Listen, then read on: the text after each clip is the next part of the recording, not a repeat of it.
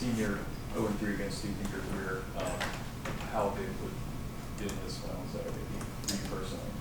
The win, it'll be big, but the staff now has emphasized the 24-hour rule, and I've kind of used that as my career here at UNC and stop looking in the past and focus on stuff that's happening now.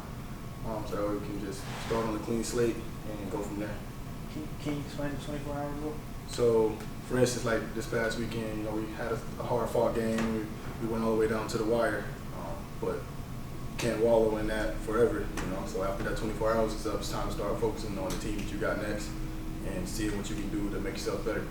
How much harder was it to implement that rule coming off a game that went 6 overtimes compared to, you know, the other losses you guys have had this year? I would say it wasn't really that hard, only because when you have a team around you that makes things a lot easier. The bond that we have is so close that it makes everything feel a lot better to just say, okay, we got to put things down, see what we did wrong, make corrections, and then focus on what we got next. So I would say it was that 24 hours was rough, but once the 24 hours was up, it's time to focus on what we got next. And are you content with the responses you guys have shown in practices so far? I would say after today's practice, I think we're on the right track. How would you define your role in this defense? You kind of play that outside linebacker, defensive end. I don't all over the place. I would say that. Sometimes I'm playing the 3, sometimes I'm playing the 4 or 4-eye, a 5. Every now and then I may be in coverage, but I'm just doing what Coach wants me to do, and we're gonna do whatever we can to help this team win. You mostly line up on the defensive line. Yeah, it just depends on what down it is, basically. Is that a situation where you're doing a lot more than you thought you could do, or? Nah, I would say it's to me it's fun because I get the best of both worlds. Like dropping coverage, I get to go rush the quarterback, get to make plays on first and second down. So I would say it's it's a recruit's perfect world. You come here, you get to play everything. So How is it to kind of experience success, especially kind of come on, especially the last 3 or 4 weeks or so? But how is that to experience that success? You mean like on the field, Yeah, or on the field. as far as the team or individual? Both. As a team, I would say we prepared a lot for that over the summer with Coach Hess. You know, we trained ourselves getting used to winning. That came down to getting the lifts that we had to get, the goal weights that we had to get, even down to the runs that we had to make. And I would say coming to this season, all our confidence was extremely high, and our confidence is still extremely high. Individually, I would say it's the same thing. You know, for me, it was coming off my injury, getting back with the team, making those bonds again, getting to know the new coaches. But it still came down to the same thing. You know, we're going to teach you how to win. We're going to get you guys' confidence up, and then we're going to go into this season with 100% confidence, and we're going to go from there. What does the Carolina Duke rivalry mean to you, and how important is it for you and the team to get that bring that victory go back to Chapel Hill? For me, it's a last chance thing, you know. So this is my senior year. It'll mean a lot to win the game. It'll mean a lot for the young guys coming in to show them that, hey, this is how we do things at Carolina, and this is what we want to keep doing for the future. It's an impact to recruiting. It's an impact for the fans. I mean, Duke is 25, 30 minutes up the road, so we see these people every day. And this game Saturday is going to have a huge impact for the rest of the season, and for me, the rest of my career. So, How does a loss to Duke compare to a loss to another team? Emotionally, I would say it hurts more because it's home. You don't want to lose at home. But in terms of just looking at the schedule, our team has our goals, and we have what we want to do and what we need to do.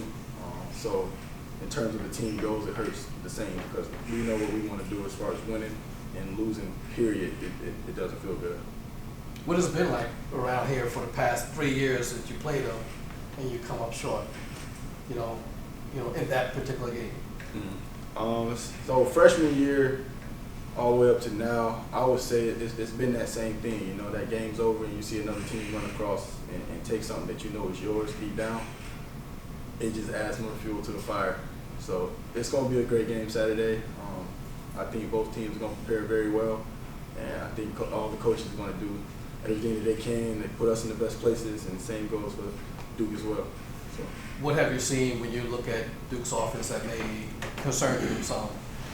the only thing this year differently is the fact that they added a little bit of options. So they might have been digging in Georgia Tech's playbook recently, but I don't think that'll be the only thing.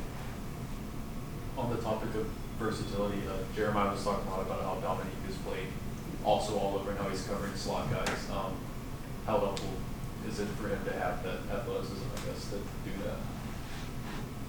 This is what I would say. Bateman is a mad scientist. Coach Bateman is a mad scientist.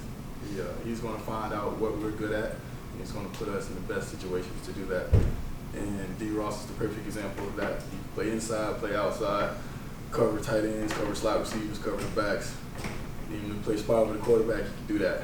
We got guys at that position, guys at other positions that can do the same thing. Have you gotten to know anything more about Bateman since the season started that you didn't really know before in the spring?